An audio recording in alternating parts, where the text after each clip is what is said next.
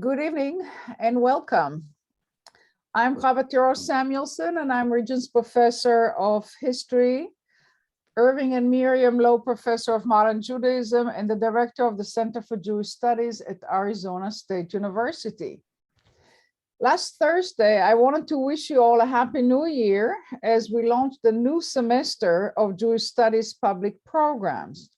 Unfortunately, the Zoom company has undermined my good intentions. So as you know, we had to cancel the program last Thursday because of technical difficulties, and I apologize for the inconvenience.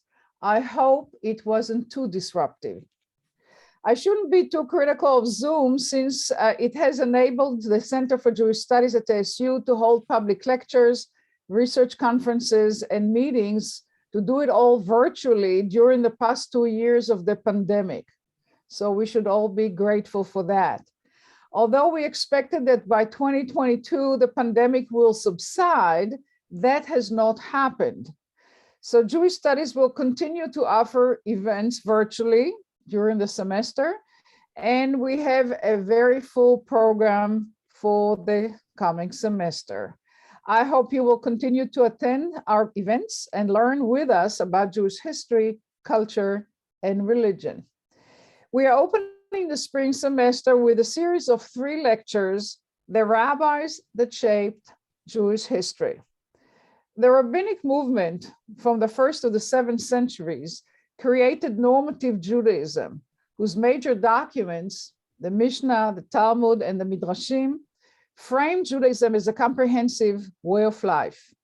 To understand the rabbinic movement and its contribution to Jewish culture, we need to look at the rabbis in their historical context as people who responded to historical challenges under certain social and cultural conditions. Once we historicize the rabbinic movement, we can understand how the institution of the rabbinate has continued to evolve during the Middle Ages and thereafter, how it was professionalized, and how the rabbinate transformed Jewish culture and the institutions of the Jewish community in the orbits of Islam as well as Christendom. The series we open this evening will enable us to think about Jewish history through the prism of the rabbinate, and conversely, the knowledge of Jewish history will enable us to appreciate how the rabbis have functioned in the Jewish community, what challenges they faced, and the impact they made. So we're very fortunate to have Professor Stanley Mervis of ASU unpack the history of the rabbinate for us.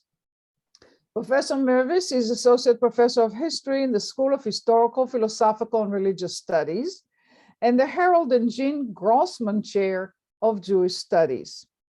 His research focuses on social history of Jews in the early modern Atlantic world, the so-called Western Sephardic diaspora. And his research deals primarily with issues of diasporic and Creole identity. Professor Mervis is the author of The Jews of 18th Century Jamaica, a testamentary history of a diaspora in transition. It came out Yale University Press in 2020. The book is a social history study of hundreds of lost wills and testaments, exploring the relationship between colonial and metropolitan Jews and the nature of Jewish creolization in the British West Indies. Professor Mervis is also the co-editor of the volume. It's an anthology of essays under the title From Catalonia to the Caribbean, the Sephardic Orbit from Medieval to Modern Times. That came out in 2018. It was a collection of essays in honor of his doctoral advisor, Professor Jane Gerber. He also wrote the historical essays for Wyatt Gallery's Jewish Treasures of the Caribbean, which came out in 2016. And some of you may remember the beautiful exhibit that featured photographs taken by Mr. Gallery of those Jewish communities in the Caribbean. And the exhibit was held at the Plotkin Cutler Jewish Heritage Museum in 2020. So tonight's lecture will begin with the rabbis of the Talmud, and next week we will go on to the rabbis during the medieval period. I will now turn off my audio and my camera so we can all listen to Professor Mirvis. As usual, at the end of the presentation, I will pose maybe one or two questions to Professor Mirvis, and then we will open it up to questions from all of you. So please place your questions in the Q&A function at the bottom of the screen. And it's better to do it there rather than in the chat. So for now, please, Professor Mirvis, the virtual stage is yours.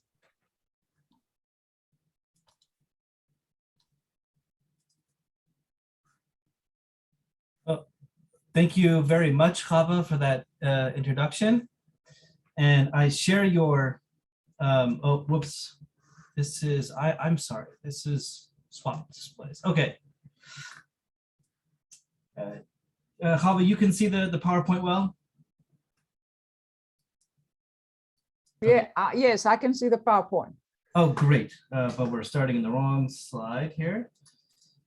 So we still haven't mastered Zoom yet. Okay, here we go. Okay, hello everybody. Thank you very much for joining us tonight. And I also echo Chava's apologies about last week. We were supposed to do this, but we're just going to do it starting tonight. And the following week, we'll look at the rabbis of the Middle Ages. And then the week after that, we'll look at the rabbis of early modernity. The idea here being, just as Chava said, we're going to try to put rabbis and rabbinic culture into an historical context, and in that way try to assess the impact they've had on the Jewish cultural imprint in society. So this is a three-part series, and I really want to emphasize that we're talking about pre-modernity, because I think you can argue that once you reach modernity, the age of emancipation and onwards, let's say the late 18th century into the 19th century and so forth, there is vastly different definitions of who are rabbis and what is rabbinic culture. So starting this week, we are going to be looking at the, whoops. Okay. Oh, yes, we're going to be looking at the rabbis of late antiquity, or the rabbis of the Talmud. But first, I want to start with some central questions and to give you some sense of why I really wanted to participate in this program. So currently, I'm writing a book about rabbis, in the Atlantic world. It's called The Atlantic Rabbinate, and I'm trying to construct a social type of Atlantic rabbis that is distinct from rabbinic culture in 18th century German lands or in North Africa or wherever else there is rabbinic culture. And so I was hoping that we could workshop some of my ideas together, and I could benefit from your thoughts in trying to answer some of the questions that have been puzzling me, and arriving at even a definition of who are rabbis and what is rabbinic culture. So I'm really going to pose a series of questions. And as we go on, we're going to problematize these questions, but I don't promise any great answers to them in proper Talmudic fashion. So the first issue at stake in these three, that's going to permeate all three lectures, is who is a rabbi? So as far as I could tell, the word rabbi derives from the Hebrew word rav, referring to many or referring to a majority. And so it has the colloquial connotation of meaning mastery. But in the Talmud and in other sources, there are different terms to refer to rabbinic masters. So Av Beit Din, the head of a rabbinic court, Chacham. Sometimes you see the term Mar being used in the Talmud to refer to somebody who has legal standing. And a lot of it has to do with who is ordained as a rabbi and what ordination means. So this is a term that we're going to have to unpack. The term smicha, meaning anointing. So this is something that we're going to come to as we move forward. Do rabbis require smicha to be considered rabbis in pre-modernity. The next question is, when is a rabbi?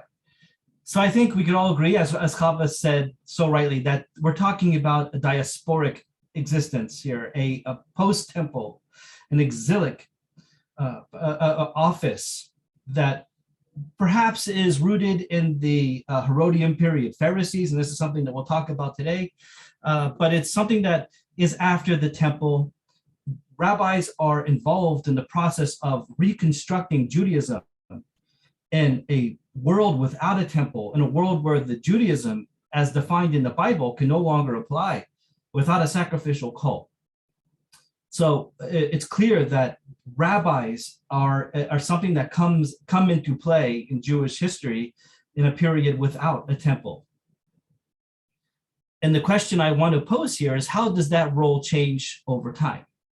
Is it safe to say that we are all rabbinic Jews? All Judaism today, regardless of denomination, is rabbinic because it's still rooted in the Talmud. As far as I know, maybe Samaritans accepted. There are no real sacrificial cults in Judaism today, meaning we are all really rabbinic. Next question is, what is rabbinic authority? So rabbinic authority is a term that you see a lot in literature of Jewish studies. And I get the feeling that it's a very loosely applied term when you see it. It has a connotation, but what does it really mean? Does rabbinic authority require the ability to dish out punishments? Does it require a political power of some kind? What happens when we get to early modernity, when rabbis are really just employees of communities? The community has the power to give out punishment, not the rabbi. So we'll have to look at some of the ways that the political role, the authoritative role of rabbis is going to change over time. I think key to this is the idea of institutionalization.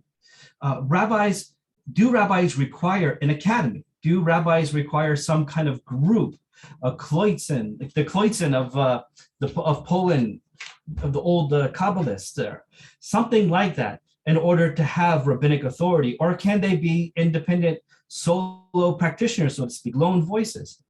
And I think we're going to have some answers to this when we get closer to early modernity. Okay, and then the last question that is going to provide a thread that runs through the remainder of our lectures is, what is rabbinic culture? So apart from authority, is there such a thing as rabbinic culture as a distinct element in the Jewish cultural experience that's distinctly rabbinic? So if there is, I'm going to propose that it has these features. One is privileging Hebrew over other vernacular languages. Now, this isn't, there are exceptions to all of these rules, of course. But for instance, we'll look at the Gaonim next time, who are operating in Baghdad in the 9th century and onwards. They often write in Judeo-Arabic, but still a lot of still many, at least, of their responses are in Hebrew.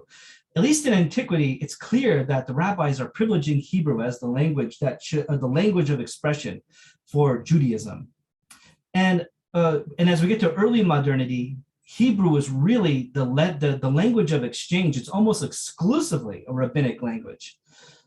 So I'm going to promote possibly here, or suggest, that Hebrew is a critical aspect of whatever is rabbinic culture. The fixity of the Talmud. This is a debate in Jewish studies, is at what point does the Talmud really become a fixed text for the Jews? When does it become the authoritative text that we all know it as? And there are some arguments that suggest that this was a very long process, and even into the High Middle Ages, the Talmud didn't have complete centrality in Jewish life. What role do the rabbis play in trying to promote the fixity of the Talmud in Jewish life? This is a question that we're going to come back to as we move forward. I would say that law codes, like the Arba Turim or the Mishneh Torah or the Shulchan Aruch, these are texts that are pretty exclusively rabbinic and part of rabbinic culture, but not without some controversies, as we'll see in the Middle Ages. Commentaries. Perushim, on the Talmud, on the Bible. This is really the bread and butter, I would say, of rabbinic culture. She'elot or Tshuvot, and especially as we get into early modernity, She'elot or Tshuvot are the currency of rabbinic exchange. That is question and answer forms. And then preaching. When does preaching or sermons come into play in rabbinic culture? And this is going to be another interesting aspect to unpack. And then how do these aspects change over time? So these are some of the really big overarching questions that we're going to look at. So to begin with, now I'm going to begin with a caveat, which is I am no expert in antiquity at all, or Talmudic studies. So really, I'm only trying to support my own definitions of the rabbinate, of rabbinic culture, in order to construct something in the 18th century. And that's why I want to go back to late antiquity. So I welcome you to please point out many of the ways that I'm misunderstanding late antiquity, because I'm sure there are many. And because there are so many rabbis here, today I really want to focus our discussion on two figures that I believe represent best the elements that we're talking about, and that is Yehuda ha-Nasi, Judah the first, and Shmuel of Nehardea, the Shmuel of Babylonia and in Nehardea near the Euphrates River in Iraq. So I'm really going to focus our discussion on those two individuals. So who are rabbis? So we're really talking about the 3rd century. These two individuals were contemporaries in the 3rd century, the 200s of the Common Era. So in order to get there, let's quickly talk about the creation of rabbinic culture. Most historians agree, and there are some disagreements here, that rabbis are the ideological descendants of the Pharisees. Pharisees are a sect of, well, that's also a debate too, if they are a sect or not, but they are a group of Jews that are defined in Josephus and described partially in the Talmud. So, and certainly in the New Testament, they play a major role. We don't know very much about really who Pharisees are, but they seem to be a popular kind of movement. They seem to be popular in the cities and also in the agricultural areas of Herodian Judea under the Romans, and they seem to oppose Hellenism. So they are interpreters of the law. In the New Testament context, they are lawyers, legal experts, but they also seem to be politicized. According to Josephus, the Pharisees had an organized political objection to some of the Hasmonean kings, like Alexander Jannaeus. So there's a political dimension to Pharisees as a group. And I think it's very fair to say, barring some objections by historians, that what we call rabbis are ideologically descendant from Pharisees. So the temple was destroyed in 70 Common Era.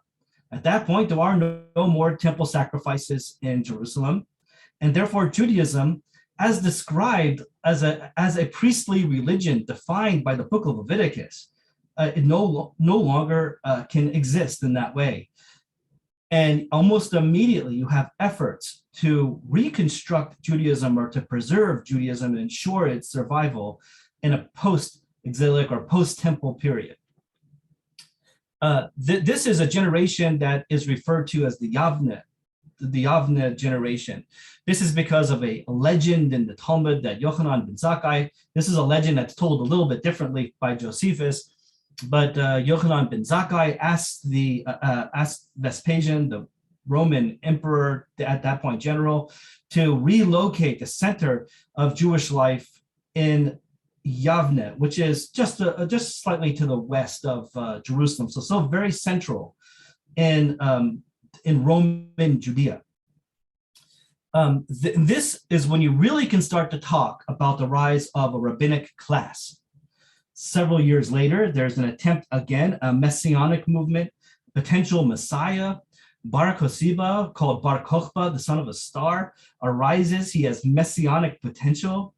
And a lot of these rabbis, who are of these first generations of rabbis, particularly Rabbi Akiva, who is a major figure in the Talmud, supports his claim as a potential Messiah. So this is a revolt against the Romans that's also it's also entangled with messianic expectations. It's a terrible failure for the Jews. Jews are the revolutionaries, the insurrectionists are slaughtered in Beitar. And as the Talmud refers to several rabbinic figures who are martyred in this period. So there's a reconstruction, and after Bar Kokhba, a new generation of sages emerges in the Galilee, in Usha. At this point, the Romans no longer refer to Judea as Judea. Now it is Palestine. It's the land of the Philistines. Jerusalem itself is cut off from Jewish settlement. It becomes Elia Capitolina, a pagan city. And the gravity of Jewish life in the land of Israel migrates to the northern region of the Galilee, around the lake of Kinneret, around the lake Galilee.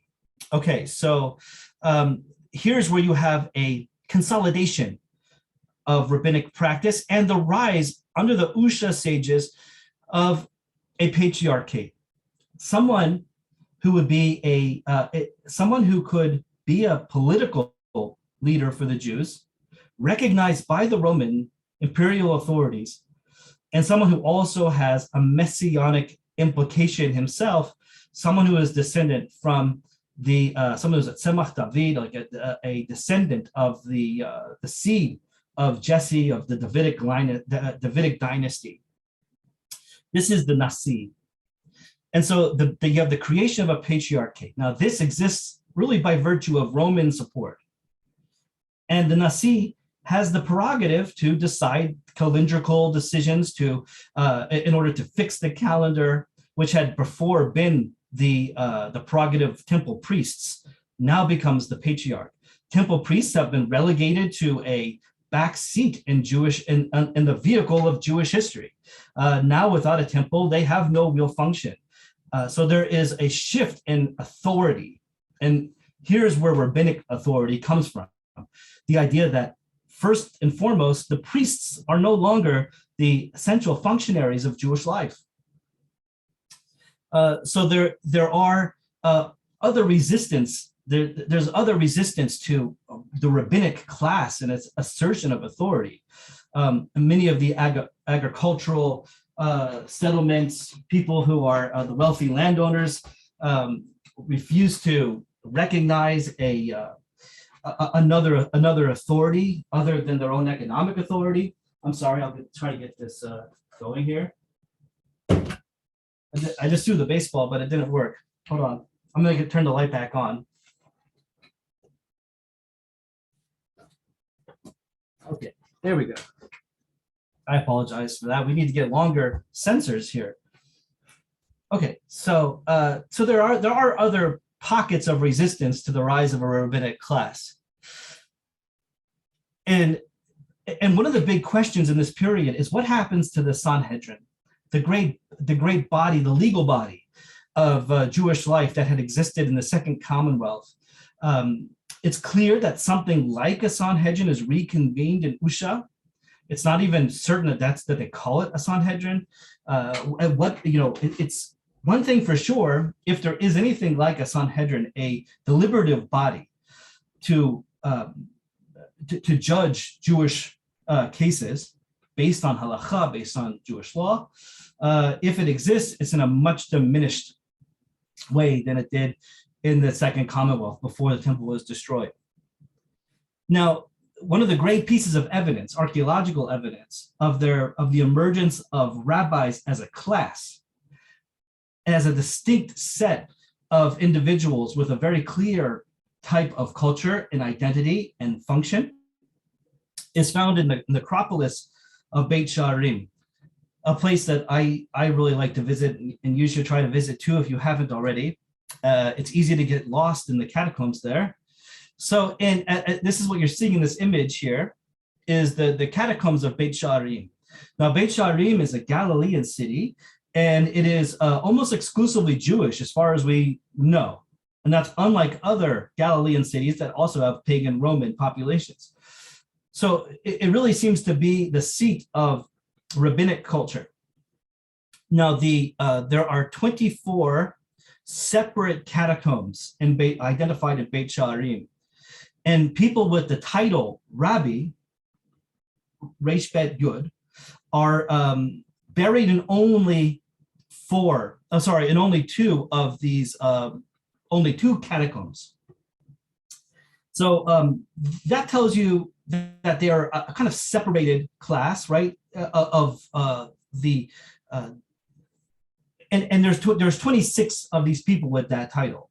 So of the dozens and dozens of people buried there, there are those with this specific title who are confined to only two of the 24 catacombs. And another very telling aspect of these of the necropolis is that most of the ossuaries that are found in Beit Sha'arim, the inscriptions are in Greek. Greek is the lingua franca of the Mediterranean in this period. And so it's no surprise that their inscriptions are in Greek, like many Jewish inscriptions today in cemeteries are in English. But the ones with the title Rabbi are actually much more Hebrew. And that, I believe that is or I submit that is a kind of evidence of the idea that Hebrew is a critical part of whatever rabbinic culture is to begin with. I believe of the 26 people that are described as rabbis, that are identified as rabbis in Beit Sha'arim, only two of them have any Greek, but I think all of them are at least hybridized between Greek and Hebrew. So clearly this rabbinic class is separate, and that's very clear from their literature. There is a deep hatred almost of the Amei Haaretz, of the people, the lay people of the land, people who don't have knowledge of Hebrew, knowledge of rabbinic culture or the law. And so there's a clear sense in the rabbinic literature of the period that there is an us versus them mentality and a clear emergence of a rabbinic class. Here's some more archaeological evidence of all of this. In the Golan, there was discovered this basalt lintel. So a lintel is the thing that's over a door. And they're very common in Roman antiquity as a decorative piece of any building. And they often have these kind of themes. Birds are a very common theme in Roman lintels in Roman Palestine and in other parts of the Roman world. But in this particular lintel, the inscription here reads, this is the Beit Midrash of Rabbi Eliezer ha-Kapar. So there is the title, Rabbi is here, and there is this idea of institutionalization. Here was an actual building where there was a study center, an academy of some kind that was under the authority of Eliezer ha-Kapar, who is someone who is mentioned in the Talmud, a Talmudic rabbi of the generation of the Tanaim. Okay, so really all of this coalescence of a rabbinic class comes to the fore in the figure of Yehuda Hanasi, the greatest representative of the rabbinic class in Roman Palestine, in the Galilee. And I really wanted to, there's a lot of people I could have focused on. We're talking about really hundreds of people. If you took all of the generation of the Tanaim as described in the Talmud, there's hundreds of choices here. And so this might be a bit of an obvious one, but I really think he's, for reasons you'll see soon, one of the great examples of what rabbinic authority and culture looks like in the 3rd century. So we're going to stay in the 3rd century for the remainder of our time together tonight. So he, first of all, was the Nasi. This was inherited by his father, Shmuel ben Gamliel, of the generation of Usha. He is at least born or raised in Beit Sha'arim, in an almost exclusively Jewish town in the Galilee. And he is referred to in the Talmud almost exclusively as just Resh Bet Yud, as Rabbi. Now, he, at some point in his later career, he migrates from the exclusively Jewish town of Beit She'arim to the mixed town of Sepphoris, of Tzipori, which was a mostly Roman town with a Jewish quarter. And it wasn't just any Roman town, it was an elaborate Roman town with beautiful mosaics like the one that you see here in a mansion and found in a Roman house in Tzipori. Sometimes this has been referred to as the Mona Lisa of the Galilee, and been studied by Eric Myers and others. An incredible mosaic found in Tzipori, probably from the period when Yehuda Hanasi was living there. So this is the idea that this is a town that is Roman, also as evidenced by the presence of an amphitheater that still exists today. So it's telling that the Nasi leaves the exclusively Jewish town of Beit She'arim to go to the Roman town of Tzipori later in his career. And it tells you something about the relationship between the Nasi and the Romans in order to exist. Another thing about Yehuda Hanasi, he's a man of wealth. He inherits, the Romans give him a territory that had once belonged to the Herodians or to the Hasmoneans earlier. And so he is a landlord of vast tracts of land in the Galilee and in other parts of the land of Israel.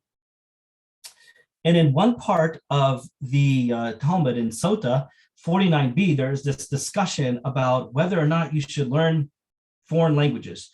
Should Jews learn Greek, or should they just learn Hebrew? And surprisingly, Yehuda Hanasi, and it's surprising because Yehuda Hanasi is credited with the final editing of the Mishnah, which was a text that was self-consciously fashioned in Hebrew. He comes to the defense of Greek language. And not only does he say it's okay for Jews to operate in the Greek language, which was the language Jews would be having discourse with Romans in, but also he also expresses an appreciation for the beauty of the Greek language. So this is telling you something about the rabbinate. The rabbinate, I will submit to you, is never confined exclusively to cultures that we would call only Jewish. Rabbinic culture is, I argue, and we can accept or reject this, is always going to be in dialogue or broader cultural trends that could be not exclusively Jewish. Now, another part of being a rabbi, especially in this early period, is a hagiographic elements. Hagiography is a fancy term that means writing the life of saints. So rabbis in the Talmudic era almost all have some kind of miraculous quality to them. And in the case of, that's no exception for Yehuda Hanasi, who's quoted hundreds and hundreds of times throughout the Talmud. There's a legend that he had seen a sheep being taken to slaughter, or maybe it was a calf, I don't remember, a sheep or a calf, maybe a lamb or a calf taken to slaughter, and he he sees the calf crying, and says to the calf, why are you crying? This is what you were made for. This was God's purpose for you. Don't wail, because that's your purpose. And for that callous reaction to the suffering of an animal, God struck Yehuda Nasi with a terrible illness. And the illness was only lifted when he did a tikkun, when he did a reparation for this, and when he saw his housemaid shooing away some cats or some kind of pesky animals, he told her to stop messing with the cats and let them be, because he learned his lesson about Sar Balei Chaim, about treating animals with love and dignity. So this is a miraculous kind of story. God, it's more than just divine providence. God plays an immediate role in the life of Yehuda Hanasi with with immediate consequences for actions that God deems to be unfitting for a man of his stature. So that's to say, rabbis have these magical qualities. They are not just ordinary people like me or you, or well, I can't assume that of you, but I can say that of me. But they have these supernatural elements. So really, when we start talking about rabbinic authority, I think we can make the case that when we're talking about the Talmudic period, when we say rabbinic authority, it really is predicated on having an association with actual political authority, right? Rabbis don't have political authority. They have maybe legal authority, and that exists by virtue of the Romans, because the Nasi is the one who gives the ordination. So, and Yehuda Nasi makes that very clear, that the only people that can be referred to as Rabbeim, the only people that can be rabbis and be the heads of a Beit Midrash, are those that have been ordained, have received smicha from the Nasi. And that's a critical quality. We'll return to this in a minute. So if there is no patriarchate, is there smicha and are there rabbis? And this is going to be a big question that is going to have profound implications when we get to early modernity. But I think you can make the case that in the late antiquity, association with political authority is what grants rabbis their authority. So the Talmud is obsessed with making the case that Yehuda ha-Nasi was not just the leader of the Jewish people, but was admired, respected, and elevated to a very high political position within the Roman Empire, if only informally. And this is related to stories in the Talmud of the Emperor Caracalla, whose actual name was Antoninus, who traveled throughout the eastern provinces in preparation for a war with the Parthians, which was a kind of frequent thing that Roman emperors did. And the Parthians, who were ruling over large parts of Iraq and Iran and the Caucasus. So around 215, he was definitely in the region, and that is the time when Yehuda ha-Nasi is thriving in the prime of his career, or towards the end of his career. And as the legends go, Yehuda ha-Nasi had several exchanges with Caracalla in Sepphoris and Sipori. And these exchanges had to do with things like Caracalla's concern over succession. He was afraid about the Senate objecting to the hereditary advancement of his own son to the emperor. He discussed this matter with Yehuda ha-Nasi. According to the Talmud, of course, they had other kinds of dealings about the Senate, about Caracalla's problems with the Senate. Caracalla confided in Yehuda ha-Nasi about his promiscuous daughter and what he should do. Should he cut her off completely, or should he try to get her to change her ways by the virtue of kind parentage? And of course, Yehuda ha-Nasi counseled him to accept the latter approach. Yehuda ha-Levi would give grand gifts to Caracalla. The Caracalla was so worried that this informal advisement from Yehuda ha-Nasi would become known that he ordered anyone who had seen them together to be executed.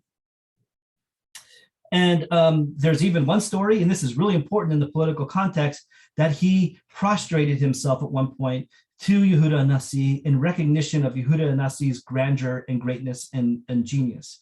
And in the context of the 3rd century Roman Empire, such an image, of course, this image is coming to you from Jews in the Talmud, writing the Talmud, but such an image is a powerful symbol, global symbol, as you'll see in just 1 minute. And they also engaged in theological discussions about reward and punishment, life after death, and so on and so forth, immortality of the soul. So in the case, if we're going to establish Yehuda ha-Nasi as the prime example of a rabbi, and I think he's a good case since in the Talmud he's called it almost exclusively rabbi, then it seems clear that that authority is in some way predicated on his relationship with a Roman authority. And that's certainly the case with his title of Nasi. So here are some of the things that Yehuda Hanasi is credited with saying. He would say, according to Avot, Pirkei Avot, which is a Mishnah, that which is the straight path that someone should choose for oneself, one which is honorable to oneself, but also that which is honorable to others. And he also said, be careful with a light mitzvah, with a light commandment, as a serious one, because you don't know the reward given for mitzvot. You don't know God's reasons for the commandments. This is one that I particularly like now that I'm back in a classroom and wearing a mask in COVID times. In Masechet Makot, he is quoted as saying, much have I learned from my teachers, more so from my colleagues. This is true of me as well, but most from my students. And I'm getting there, I think. I need more students still, but I see the potential for that to maybe happen with me too. And this image, by the way, is an image of Moses reading the Torah from Dura Europos, which was destroyed in 256. So almost exactly shortly after the death of Yehuda Nasi. Now, just to give a little bit of the political context, so as Chava promised in the beginning, we're going to be really looking at this in a global historical context. In 212, the Roman Empire extended citizenship to all male land-owning inhabitants. That included Jews. So there was a major shift in policy in the third century. But the third century was a very hard time to be Roman. And it's often described by historians as the crisis of the Roman Empire. So major plagues, which is something that we can't identify with at all, but they had serious plagues between 249 and 262. There was a succession crisis after succession crisis, multiple emperors serving in the span of just a few years. And in the Eastern Danube region, which is Hungary, there was a major war and violent unrest. And this led all of these together, and this will be a shock to us as well, that political crises and public health crises combined to create economic crises. So that is exactly what happened in Rome, in the Roman Empire in the 3rd century. Now, at the same time, the biggest threat to the Roman Empire was the expanding Sasanian Empire, the Zoroastrian Persians that had really used Zoroastrianism as a imperial religion to spread its domain and its hegemony. And in this process, there were several magi groups and sects of Zoroastrians that became radicalized. And although this was not an official imperial policy, but it was a popular movement to molest and attack and plague Jews and also Christians, the many Christians of the realm, as being infidels, as not being Zoroastrian. So it was a time of a lot of insecurity for Jews living in what Jews always refer to as Babylonia, as Bavel, which is Iraq. No, the Sasanians and the Romans were locked in bitter warfare during the 250s. The Sasanians were the aggressors here. They were definitely the force of expansion towards the west. And they devastated Roman positions in Armenia and the Caucasus and Syria and in southern Anatolia, which is a very troubled part of the world right now. So as part of this westward expansion of the Sasanian Empire, several cities that were eastern cities in Syria, but were really Hellenistic in their population and their culture, like Dura Europos or Palmyra, were destroyed by the Sasanians. Now, this is to our advantage in some way because Dura Europos, which was this Hellenistic city in Syria, as the Sasanians are approaching, fortify the city by dumping mounds of dirt into buildings in order to create fortifications. One of those buildings included the synagogue. And because of that effort to fortify the synagogue against the Sasanian advance, some of the most elaborate and beautiful frescoes from the 3rd century exist today. And we're going to be looking at a lot of them as we continue talking about the 3rd century, as we're moving towards the east into Babylonia. Now, and as I said before, the idea of an emperor prostrating himself to a foreigner carries with it in the 3rd century serious political overtones, because as you see in this bas-relief created by Shapur I, really credited with a lot of this expansion, the Shah of the Sasanian Empire, he takes the Roman Emperor Valerian captive in Edessa in modern-day Turkey, and he has the Roman Emperor bow down before him, which is a scene that was captured in this bas-relief here. So the idea of a Roman emperor bowing to a foreigner is the fact that the rabbis in Babylonia, by the way, decided to use that motif to describe Yehuda, ha-Nasi, and carve is a very interesting choice. So here we are in Babylonia, in Iraq, and we're going to talk about the life of the other great model, I think, of what is rabbinic, but a much more complicated one in a lot of ways than the case of Rabbi in the Galilee, and that is who the sage that is referred to as Shmuel in the Talmud, Shmuel of Nehardea. Nehardea is a city that is near Fallujah on the Euphrates River, and it's probably, it's almost mythical, legendary in Jewish cultural lore. It's a site, according to Talmudic legend, that had a synagogue built of the rubble of the first temple from the first captives under Joachim that had come to Babylonia. So it's almost legendary for in Jewish mythology. And it's probably, and I'm not sure about this, maybe Chava or someone else knows that, I believe this is probably the foundations for what becomes Pumbedita, the great academy in modern day Fallujah on the Euphrates River. Now, as we get towards the later Sasanian period, and after the conquest of the Abbasids in Baghdad, both the academies in Sura and Pumbedita are going to move to Baghdad in the 9th century. So that's what we're going to talk about next time. But the foundations of these academies are already well established in the 3rd century. Now, he's never referred to, by the way, as Rav or Rabbi in the Babylonian Talmud, and you'll see why that is when I close this discussion. But some things that we know about Shmuel is that he was his daughters. So he's a man of the political context in which he lives, right? He's a contemporary of Yehuda Nasi, and he represents another sphere of rabbinic influence in Babylonia.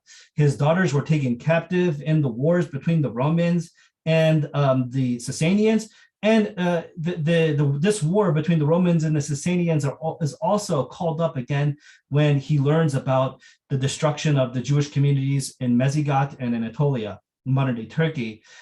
So apparently Jews, at least according to the Talmud, were being targeted in this conflict between the Sasanians and the Romans, in which Shmuel of Nehardea is playing a role.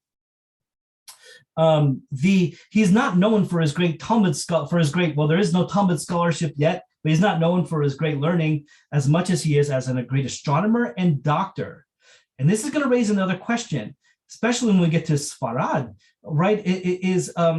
Can you say that philosophical expertise and medical expertise and scientific expertise, such as in the case of Maimonides, also qualifies as rabbinic expertise? And in the case of Shmuel Nehardea, this is an interesting case. This is an interesting question, and I think we'll have some answers soon to that issue. But he's constantly referred to as Yarchinai, so like from the word Yareach, like he is an astronomer. He he has these discourses in the Talmud with a Persian astronomer called Avalat. And so he is really more recognized as a doctor. He actually goes to Palestine, Roman Palestine, and is a doctor for Yehuda Hanasi to try to heal his eye ailments, which is one of the magical parts of his biography. Now, he, like Yehuda Hanasi, had exchange with the Emperor Caracalla. Shmuel of Nehardea had just as much of a vibrant exchange with the Sasanian Shah, Shapur I. Now, Shapur I is someone who's mentioned in the Talmud hundreds of times, and with a lot of respect and admiration as almost a great sage in his own right, someone who really understood. He's depicted as someone who understood Judaism, who understood Jewish law and was sympathetic to Jewish law. And not just Rav Shmuel, but also Rava and Surah also had exchanges with Shapur. And the way that this relationship is described in the Talmud is almost playful, whereby Shmuel of Nehardea would visit Shapur and have discourse with him, but also would juggle for him and perform feats of acrobatic amazement. He would juggle 8 glasses of wine without spilling any of the wine. They would have discussions about the arrival of the Messiah, according to the Jews. When do the Jews calculate their redemption? And often discussions that dealt with dream divination, and also political affairs, such as the case of the Jews, the destruction of the Jews of Mezigot in Anatolia. He also had a relationship with the exilarch. So just as in Roman Palestine, there is a Nasi, someone of Davidic descent that's propped up by the Romans, so too in the Babylonian world, under the Sasanians, is there a descendant of the Davidic line that is given political authority over the Jews, in Aramaic referred to as the Resh Galuta, who is a political intermediary between the Jews and the Shahs. And it's an office that will be sustained by the Abbasids as they move into Baghdad. So that's another question. That's another issue that we'll take up next time. But the exilarch at the time is referred to as Mar Ukva. And there is a very important exchange and partnership between these two figures, Shmuel of Nehardea and Mar Ukva, about how to adjudicate Jewish law in Babylonia. And so they form, and here's where he starts to become rabbi, because he forms that did the trick, a Beit Din of sorts in order to address legal issues facing the Jews in the Euphrates River Valley. So this is really the key to the biography of Shmuel. Now, looking at some of the things some of the great quotes that Shmuel had given us over the years, he said that one should never exclude himself from the collective. And so he would have told you to wear a mask had he been alive today. Here's another image from Dor Europos. Shmuel, the astronomer, said, "The paths of the sky are as clear to me as the paths of my city, Nehardea, except for comets. I don't know what they are." And he is said to, he would never pray in a house pray in a synagogue that had alcoholic beverages because it disturbed his concentration during prayer, which is understandable. He couldn't have been Chabad. And then that was a joke too. And then Shmuel, he would juggle before King Shapur with 8 glasses of wine without spilling. Now, I'm not going to read this whole thing, but I just wanted to end here because in Baba Metzia, the story is related that Shmuel of Nehardea came to visit Yehuda Hanasi to heal him of his eye problems because he's a famed physician. And there, Yehuda Hanasi, as the Nasi, as the power, as the one who has the power to grant smicha, really very much wants Shmuel of Nehardea to accept the title of Rabbi, but he doesn't want to. He demurs and he refuses to accept the title of Rabbi. And the reason he does, he explains, is because he had been privy to an ancient prophecy that said that he was part of the human story, but never to be a rabbi, but rather to be the physician that healed Yehuda Hanasi. So this, I wanted to end here because it complicates the terminology a little bit. And it also adds to the dimension of magical biography that plays a role in how we define rabbis in the ancient world. So I'm gonna end here. I know that I've probably created more questions than I've answered, which is, I think, in good rabbinic style. And then next Thursday, we will begin part 2, the rabbis of the Middle Ages. So I give the floor to you, Chava. Well, thank you, Stanley. This was beautiful. I guess I will start. I have 2 questions. Maybe we can go a third question, and I'll just start the conversation, and please place your questions in the Q&A function. So are you sure you want this background, or you want to put a picture there, or am I still, right now we have a very funny background. Yes, I see that. Okay, it's a pink. Okay, that's good. That's my laptop. Yeah, terrific. So the first question has to do with the fact that the rabbis fulfilled a legal role. So can you say something about the differences or similarities between their legal role under the Romans versus the legal role under the Sasanians, under the Persians? So between the legal culture in Palestine versus the legal culture in Persia, is there a difference? And if so, what it is? That would be question 1. Yeah, that's a great question. I wish I had all the tools to answer it properly, like a proper Talmud scholar would have. But I think there are differences between the Nasi. I think the Nasi, the patriarch in Roman Palestine, sees himself as having the full prerogative of the last word in Jewish law, especially when it comes to the calendar. And in Babylonia, there's a little different context. In the Talmud, it's related that Shmuel of Nehardea said that he didn't need the Nasi to tell him the calendar because he could calculate it because he's an astronomer. And he could calculate it with such perfect clarity that we don't even have to have the second day of holiday in diaspora. So he suggested that might even be something that is unnecessary if you had proper astronomy. And this will be important again in the early modern period. So I think that there is a little bit of a rivalry. There's over the Nasi's prerogative to control who is called rabbi, who has the authority of the final authority in law, in halacha, and then living in the Tigris-Euphrates River Valley, where it's not so easy to travel back and forth, or where you're cultivating your own local authority.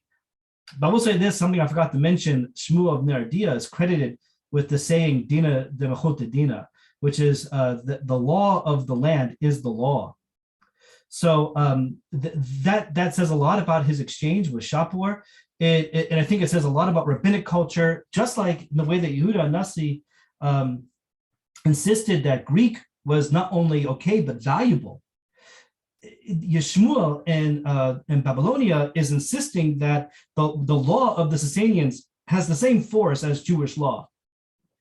And that's not a sentiment that you necessarily see in Roman Palestine, and especially not after Rome becomes Christian in the following century, when the circumstances change dramatically. So I think that's the best I can say. I do think that these are in some ways competing spheres of legal influence. Mm-hmm. Well, now let's get to the rabbinic culture from a different angle.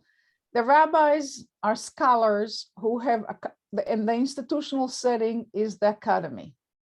So can you say a little bit more about Torah study as the kind of culture, what I would call scholastic culture, that these people are engaged in? So on the one hand, yes, they're manning the courts, they're taking care of all sorts of legal issues, but most of the day is actually not there, but in study.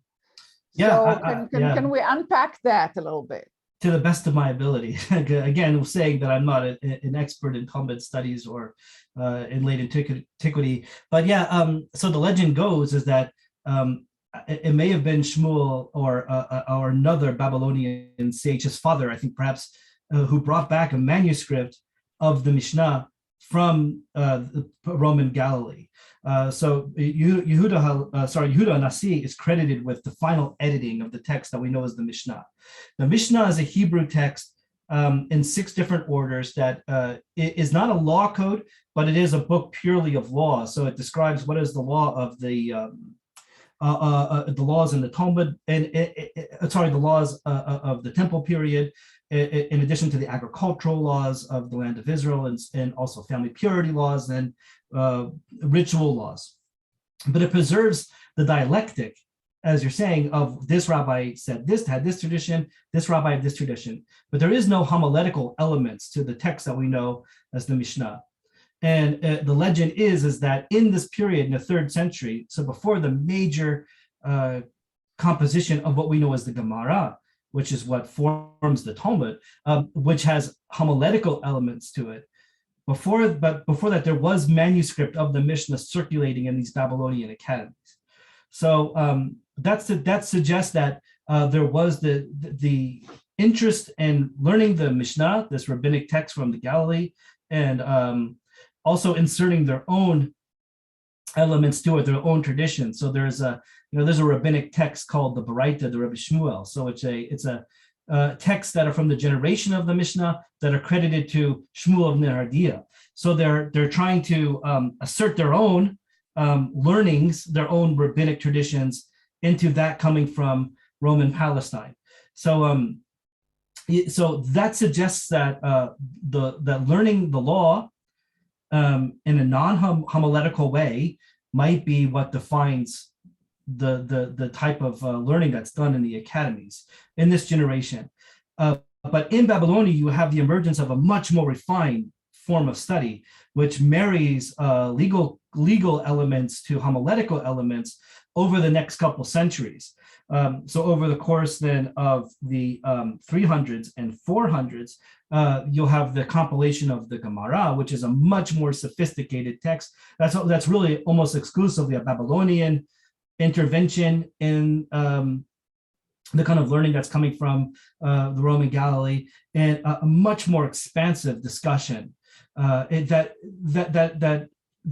makes an attempt to lay claim to what rabbinic authority is by finding the biblical foundations for the laws that are adumbrated in the Mishnah, which I think is the essential mission of the Talmud, as we know it. And when we say Talmud, we're really talking about the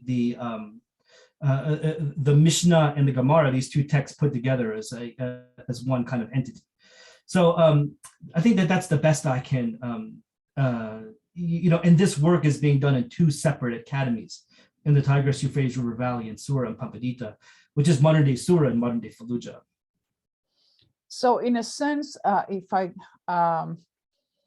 would like to connect it to a third and last question, the rabbis are engaged in an ideal study, right? They're engaged in Torah study that is going to get there to a certain ideal. That's and the Mishnah can be viewed as an ideal constitution in a sense.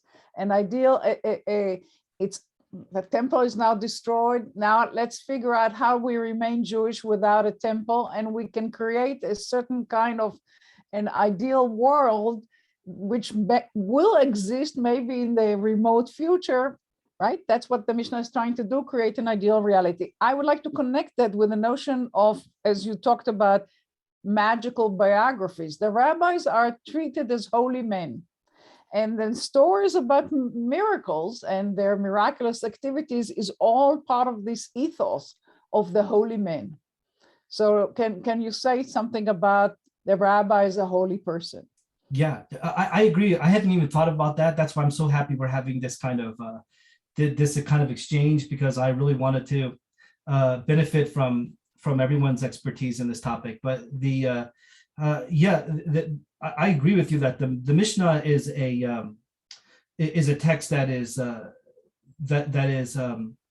optimistic in a sense, or it's setting the stage for future redemption.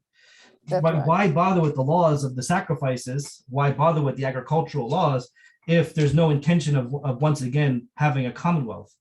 So yeah, it's an aspirational constitution, and it's you can sense the palpable anxiety that without this text, that aspect of Judaic culture, priestly sacrificial culture, would be lost.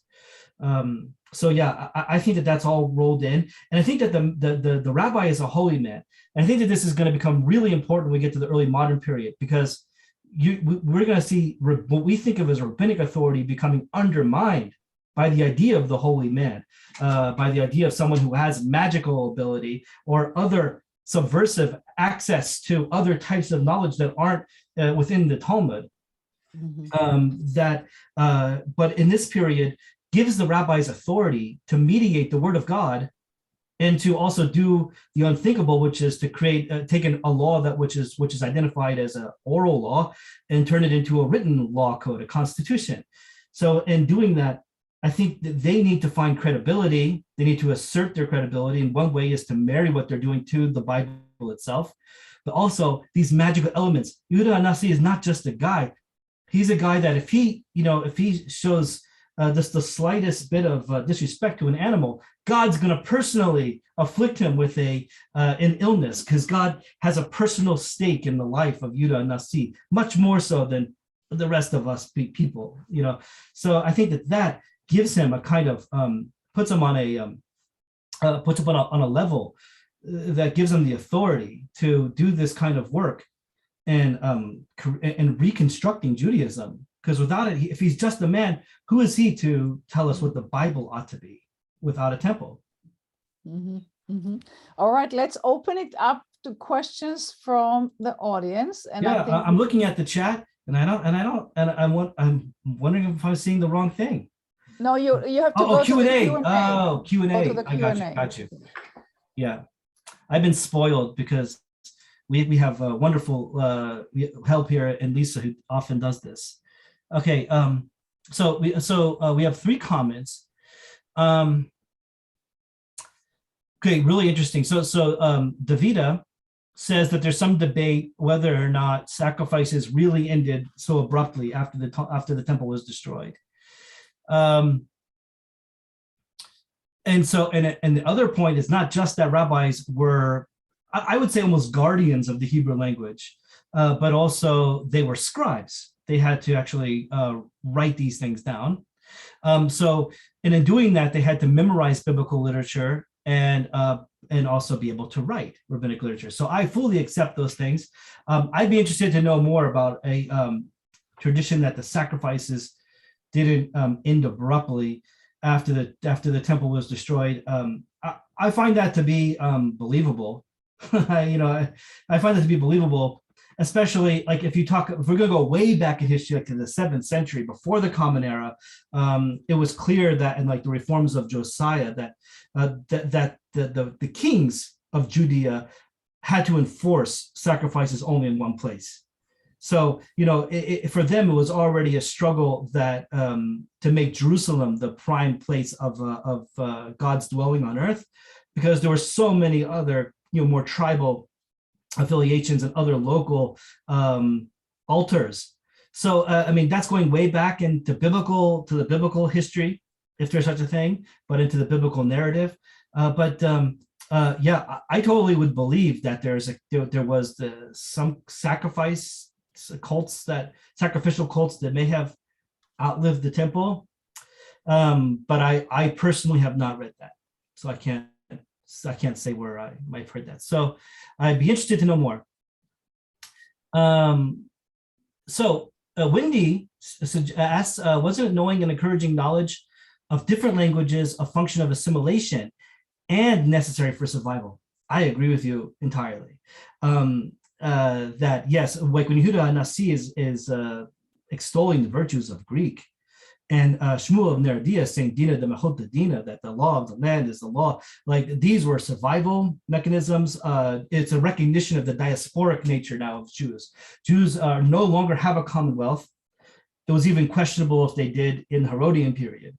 But there's certainly nothing like what the Hasmoneans had. And so in the absence of a Jewish king then yeah, absolutely, there's a kind of acculturation that's necessary. I don't know if I would say assimilation. Assimilation, I think, suggests complete loss of oneself, one's identity in the majority culture, and I'm not sure that that's what that is. But I agree completely that this is a kind of survival, no doubt. And then Nissan gives a link to the Babylonian Talmud. Oh, the calf in the Rebbe. Okay, good. It was a calf. I thought it was a lamb. And it may not have been cats either. That might have been my imagination too, filling in gaps. But yeah, thank you, Nissan, for that. And I'll also, and I noticed that the link is to Sepharia. And if you don't know Sepharia yet, I don't know how we ever learned Torah without it. So like you can, that's how I did this project. You go to Sepharia and you could, if you go to Sepharia and you type in Shapur the first, you're going to get to hundreds of different references to him throughout the Talmud. So almost the entirety of rabbinic literature is now free online, thanks to Sepharia. So yeah, thank you for that, Nissan, to alert us all to that. Now, David, okay.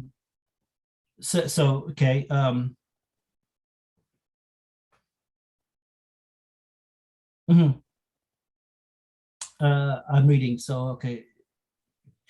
Can you read it out loud? Yes. So the question is, the thought here is that given the context, it seems as though just talking about the 3rd century, that whatever is rabbinic authority is predicated on there being some kind of temporal authority, on actual authority, political authority, of which the Jews have none as a diaspora, as in what in Jewish traditional terms is called galut, the idea of exile, the inability, the condition of not being able to satisfy the laws of the Bible in its sacrificial cult. So so and David is, I think, might be agreeing. I think I'm reading this as agreement, but that might be wishful thinking, that in the 3rd century, rabbinic authority, which is kind of the argument I was trying to establish, because I want to challenge that later as we move forward, is something that is really dependent on an association with a dominant authority, with an actual political authority. Yeah, I think that's what I was trying to say. Although you could challenge that assertion by saying, look, you're only talking about 2 guys, Shmuel of Nehardea and Yehuda Hanasi. What about the hundreds of other rabbis that are mentioned in the Talmud of this generation, and of the generation of Usha, and then the generation of the Tanaim, and the early Amoraim, who I'm talking about now? You're only talking about 2 guys. Did all of them have have discourses with, have discussions with the great emperors and shahs of the world?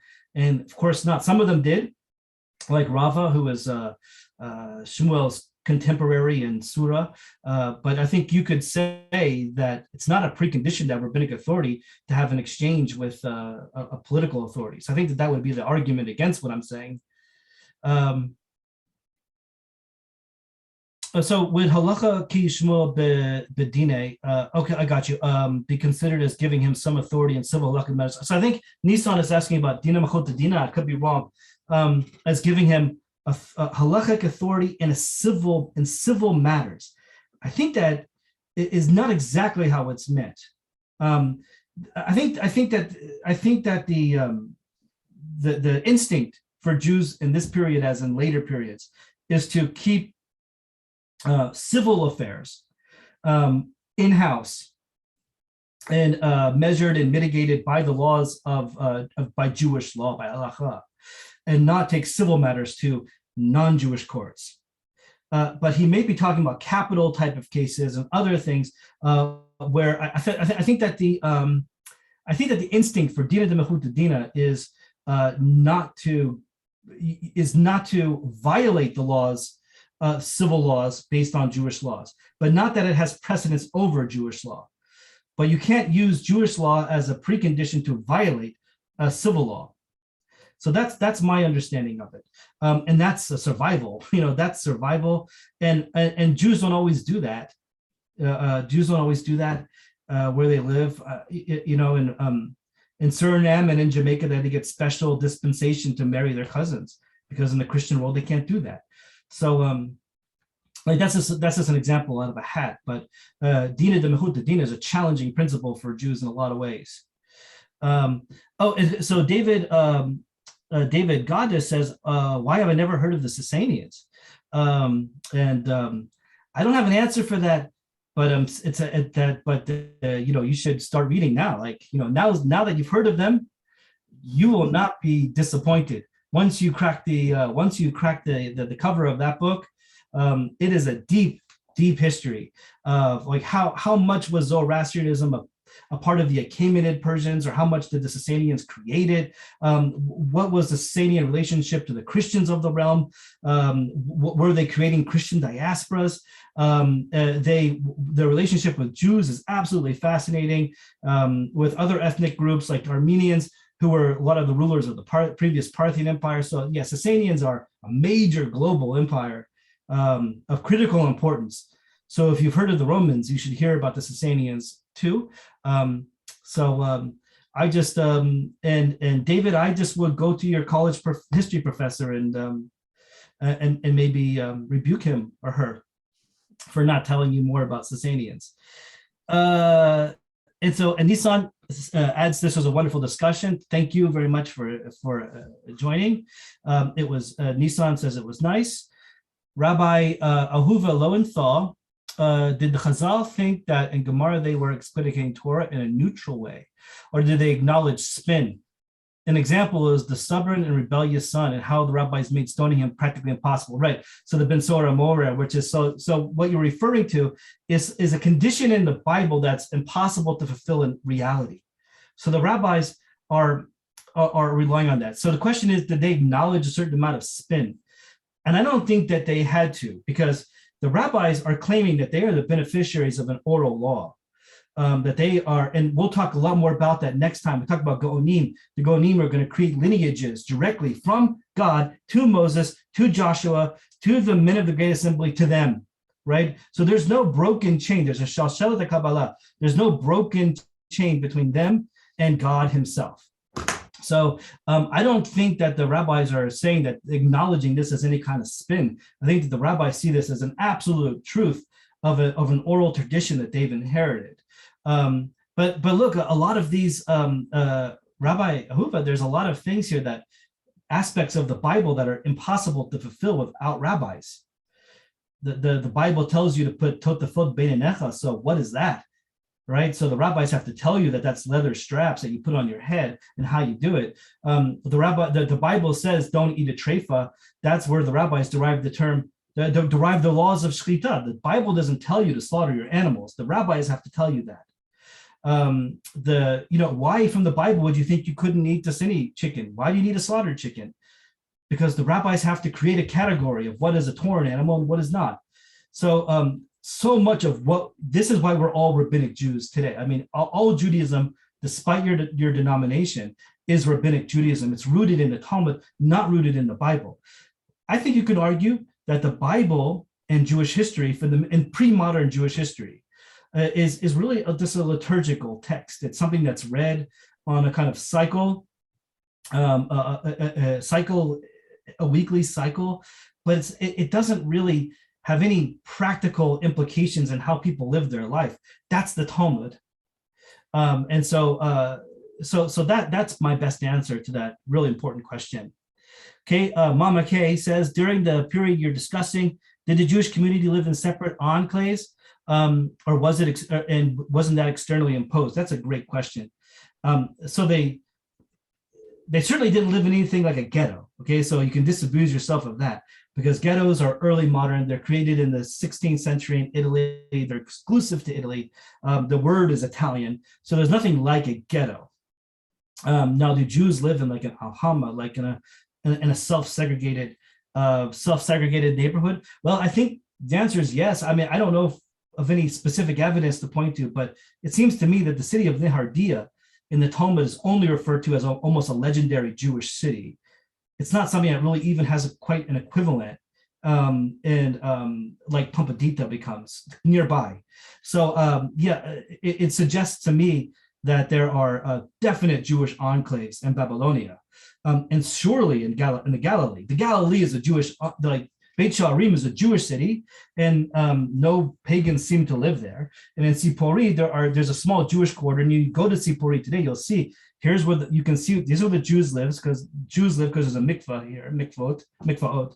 And then if you go across the town, this is where the Romans live. So that was clearly segregated, self-segregated probably. And so I'm unaware of any like specific laws.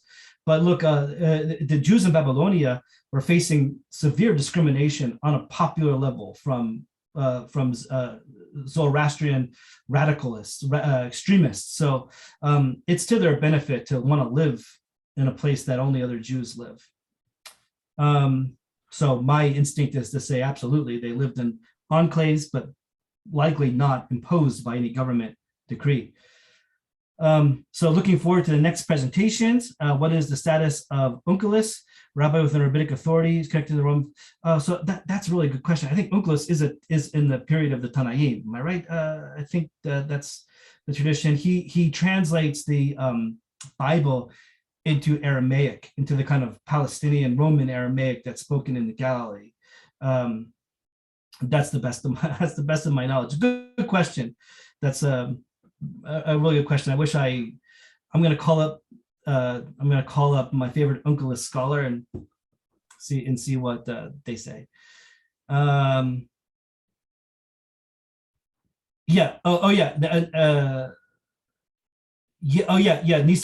question was related to the statement that Shmuel's Talmudic skills were underrated. I accept your point entirely that you can't say that Shmuel wasn't considered a great halachic scholar, and as you say here that there is this halacha kirav isure, but I think I know what you're talking about, kishmuel bedine. Yeah, so that's the tradition that that Shmuel suggests that you always go by a more lenient opinion. Am I right about that? If I'm understanding you correctly, that is this, you're just challenging what I'm saying, that he was considered more of a astronomer and a medical man than a legal scholar. Yeah, and I take your point entirely.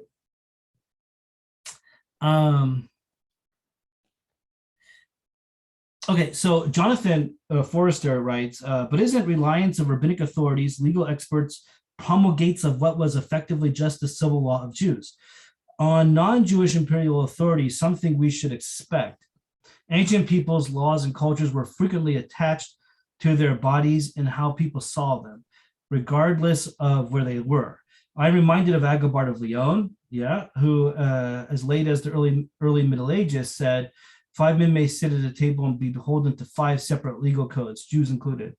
I'd be weary of citing Agobard of Lyon in that context, not maybe the founder of just about every great anti-Jewish canard that you've ever heard. But that said,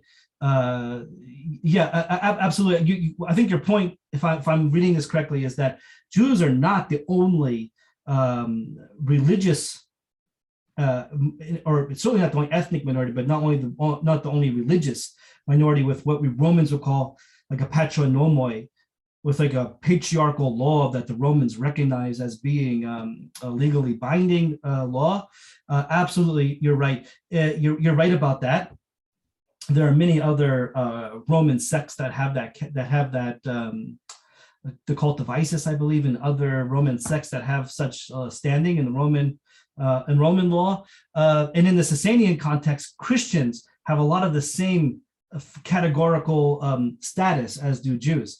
So just like there's an exilarch in place in the Sasanian world, so too there's a Catholicos. There's a political intermediary between the Christians and the Shahs and the Zoroastrian Shahs. So the point is this, I take your point to mean that we're tunnel visioned on the Jewish experience, but it could also apply to Christians living in the Sasanian world as well. If not to Christians living in the Roman world, because in this period, Romans are not tolerated. Christians are not tolerated in the Roman world because they don't have a patronomoi. They have thrown off Judaism, which was a legal religion under the Roman Empire, and therefore are not recognized. But in the Sasanian world, it's different. So that's how I take your question. I hope I'm not I apologize to you all if I'm grossly misrepresenting your questions, because it's hard to also read and interpret. So thank you, Barbara, for the kind words. Same way. Oh yeah. So isn't it just so? What do so? Yeah. So if this is the case of all, so Jonathan, if this is the case of all religious minorities, what makes the rabbis so unique? And I think what makes the rabbis so unique is, first of all, they're operating in their own language, Hebrew, and they are operating their own sets of texts, which have their own specific laws that are specific to Jews.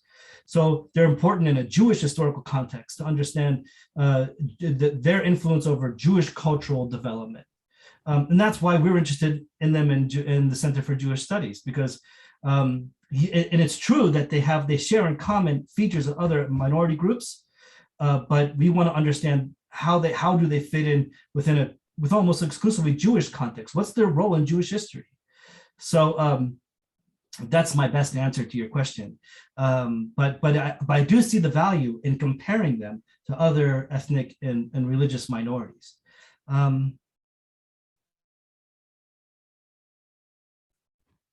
Isfahan, yeah, that would might have been a majority Jewish. Yeah, I've heard that. So Jonathan also improves on my answer to the enclaves, that there were Jewish enclaves in the Persian world, even at the time of the Islamic conquest, and absolutely true. And you point to Isfahan, and I'm actually you're teaching me something, because I'm actually unaware of like a major Jewish place in Isfahan at the time of the Islamic conquest under Umar in the 7th century, but I do know that Isfahan turns into a huge Jewish and a very prosperous Jewish community in early modernity, but then is demolished when the Safavids take power in the 16th century. After the Ottomans persecute Shia Muslims, they go to Persia, they establish their own dynasty there called the Safavids, and then Isfahan, which had once been like a elaborately ornate Jewish community of vast wealth and prosperity and security, is severely diminished under the Safavids. But I don't know, but I'm not personally like well versed enough in late antiquity to know about the Isfahan community. So in this period, so I think you all we have about 3 more minutes left in our program. If anyone wants to like squeeze a question in, then you can. Otherwise, I want to thank you all for your really great questions. Really helped me to think about a lot of the things that I'm unsure about and the uncertainties in my own work here. And I really appreciate your participation. Well, thank you, Stanley. This was beautiful. And I think that what it shows is how Jewish studies takes a different kind of approach to the past. In other words, we are trying to always contextualize and historicize the stuff that many of us perhaps take for granted. So your social history approach, I think, may be rather new to many of the people who took this program, and we will continue with that vein next Thursday. I also want to bring to the attention of everybody who is still with us that on January 24th, which is next Monday, that's before Stanley's second lecture, we're going to host Pamela Nadell of American University, who is an Americanist. She specializes in American Judaism and especially in the role of women in American Judaism. And her lecture, which is part of the Albert and Lisa Eckstein Scholar in Resident lecture, she's going to speak to us on Jewish women and the feminist revolution. So we are going to really come to the present as opposed to remaining just in the past. But I think that together you'll see the richness and the constant development and constant vitalization of Jewish culture, Jewish history. It's always ongoing. So with that, I'm going to thank Stanley and invite all of you to show up again on the 24th to listen to Pamela Nadell, and on the 27th of January to listen to Stanley Mervis. So good night, everyone, and we'll see you soon.